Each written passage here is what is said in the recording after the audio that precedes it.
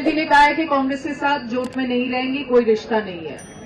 आपने ममता जी का पूरा बयान नहीं पढ़ा। ममता जी का पूरा बयान है, हम बीजेपी को हराना चाहते हैं, हम बीजेपी को हराने के लिए कोई कदम पीछे नहीं लेंगे। उसी भावना के साथ हम पश्चिम बंगाल में प्रवेश कर रहे हैं। जब हम लंबा सफर कर रहे हैं,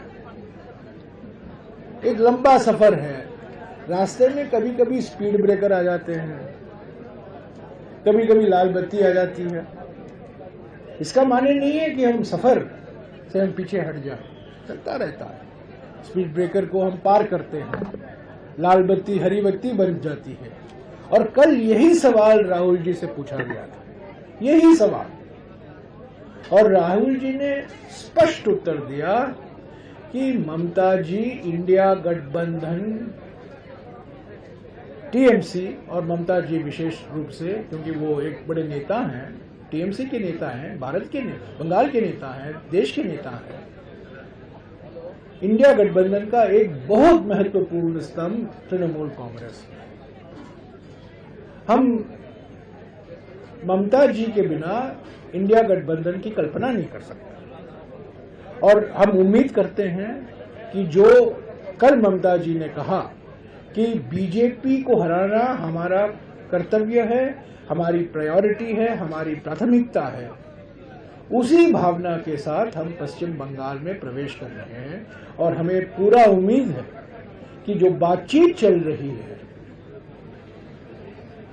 वो कुछ न कुछ एक मध्य का रास्ता निकाला जाएगा, और इंडिया गठबंधन भी पश्चिम बंगाल में इंडिया गठबंधन के रूप में चुनाव लड़ेंगे, और सभी पार्टियों का सहयोग होगा उसमें। इनविटेशन आप दे सकते हैं प्रेस को?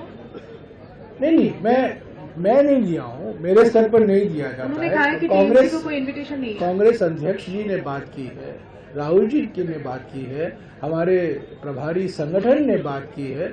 अगर कोई लिखित में इनविटेशन है, मैं उसकी कॉपी मांगकर आपको दे सकता हूँ, पर मैं जानता हूँ कि 3-4 बार खरगे जी ने खुद अपने भाषणों में कहा है कि सभी इंडिया पार्टी को हम निमंत्रण दे रहे हैं, और उन्होंने सभी इंडिया पार्टियों के नेताओं से बात की है।